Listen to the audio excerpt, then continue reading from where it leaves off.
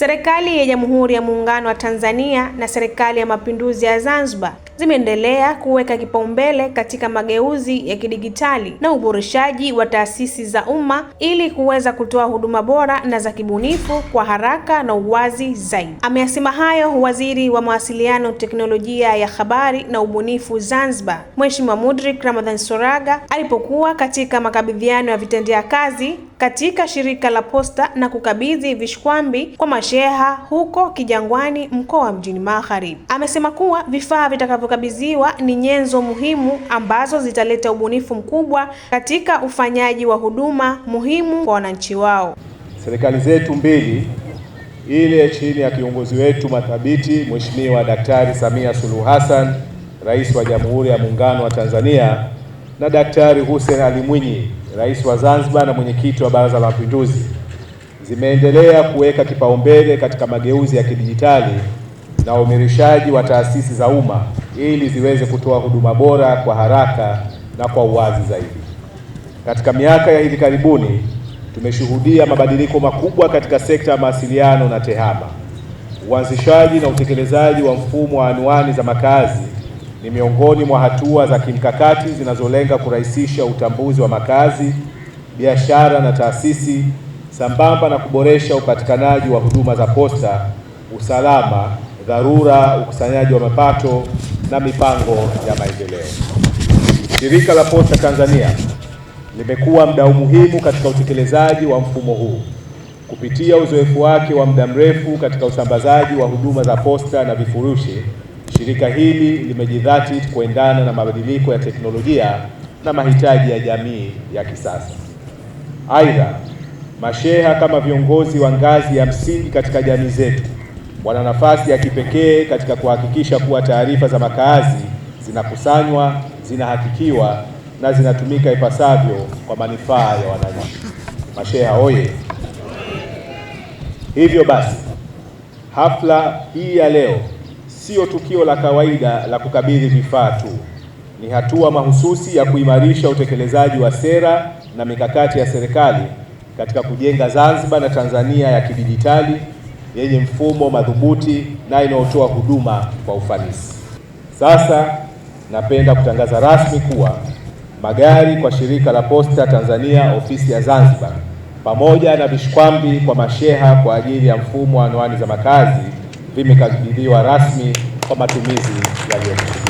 Kwa upande wake, meneja wa Shirika la Posta Zanzibar ndugu Halima Abdallah Hamad amesema vitendea kazi hivyo vitawawezesha kuboresha utoaji wa huduma na kuongeza ufanisi kwa wateja wao. Shirika la Posta Tanzania ni shirika la muungano liloanzishwa kwa mujibu wa sheria ya Bunge namba 19 ya mwaka 1993, na kwa mujibu wa sheria hiyo lilikasimiwa majukumu ya kutoa huduma za kiposta, kifedha na kaunta kwa jamii na serikali ndani na nje ya Jamhuri ya Muungano wa Tanzania.